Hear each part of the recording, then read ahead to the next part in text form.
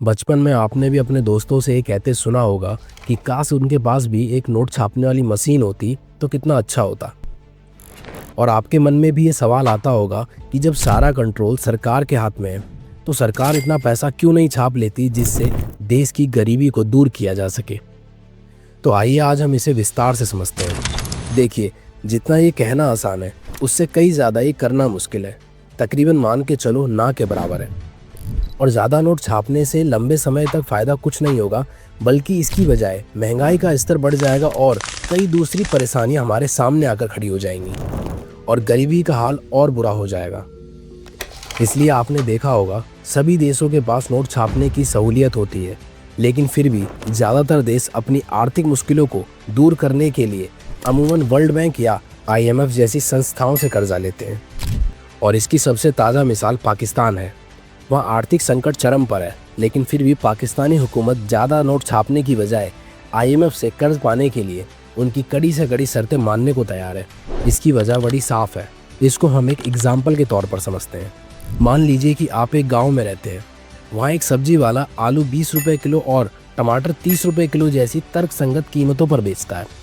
और फिर सरकार गरीबी दूर करने के लिए बहुत ज़्यादा नोट छापकर उस गाँव में सबको 1-1 करोड़ रुपए बांट देती है। तो अब सब्जी वाले के पास भी 1 करोड़ रुपए होंगे। तो आप खुद सोचिए कि अब वो सब्जी वाला 20 रुपये किलो आलू और 30 रुपये किलो टमाटर क्यों बेचेगा। तो इस हिसाब से इनमें 2 बदलाव हो सकते हैं। पहला, सब्जी वाला सब्जी बेचना बंद करके खुद ठाठ से रहने की कोशिश करेगा। दूसरा, वो सब्जियों के दाम बढ़ा देगा ताकि उसे अपनी हैसियत के हिसाब से मुनाफा हो और वो दूसरों से आगे बढ़ सके। और अब सब्जी वाला 20 रुपये किलो आलू के दाम 2000 रुपये किलो भी कर सकता है। और इसी तरह दूध या किराना वाले भी अपनी चीज़ों का दाम बढ़ा देंगे और इसके कारण समस्याएं और भी बढ़ जाएंगी।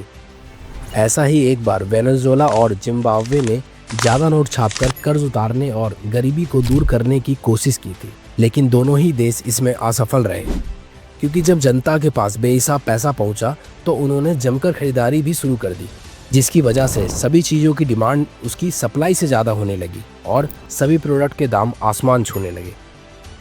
कभी अपनी अमीरी के लिए मशहूर वेनेजुएला की पहचान अब उसकी अनियंत्रित महंगाई से होने लगी थी। वेनेजुएला में आज भी पेट्रोल पानी से सस्ता है, लेकिन उस समय वहाँ एक ब्रेड की कीमत भी लाखों डॉलर में पहुँच गई थी। और कई लोग या तो भूखे पेट सो रहे थे या तो कचरे में से झूठा खाना उठाकर खा रहे थे। और लाखों लोगों ने तो बेहतर जिंदगी की तलाश में उस देश को छोड़ना ही सही समझा। जिम्बाब्वे का हाल भी इससे कम बुरा नहीं था। वहाँ तो महंगाई दर करीब 25 करोड़ फीसदी बढ़ गई थी, जिसकी वजह से वहाँ की सरकार ने इन्फ्लेशन के आधिकारिक आंकड़े जारी करना बंद कर दिए थे। यहाँ तक कि एक सरकारी बैंक ने ATM मशीन से पैसे निकालने पर डाटा ओवरफ्लो एरर दिखा दिया था, क्योंकि उसमें सिस्टम की हद से ज़्यादा जीरो हो गए थे। और आखिर में जाके जिम्बाब्वे को दूसरे देशों की करेंसी को अपनाना पड़ा। यही कारण है कि अगर कोई देश अधिक करेंसी छापता है तो उससे महंगाई तो बढ़ती ही है, साथ ही उस देश की करेंसी का मूल्य भी घट जाता है। वेनेजुएला के पास दुनिया के सबसे बड़े कच्चे तेल का भंडार है, लेकिन उसने अंधाधुंध नोट छापकर अपनी ये हालत कर ली थी कि 1 अमेरिकी डॉलर की बराबरी करने के लिए 2.5 करोड़ वेनेजुएला डॉलर खर्च करने पड़े थे। अब अगर भारत तय की गई सीमा से अधिक नोट छापकर जनता में बांट देता है तो भारत का हाल भी कुछ वेनेजुएला और जिम्बाब्वे जैसा हो जाएगा और उसकी सोवरन रेटिंग पर भी बहुत बुरा असर पड़ेगा। सोवरन रेटिंग को आप देश का सिविल स्कोर भी समझ सकते हैं।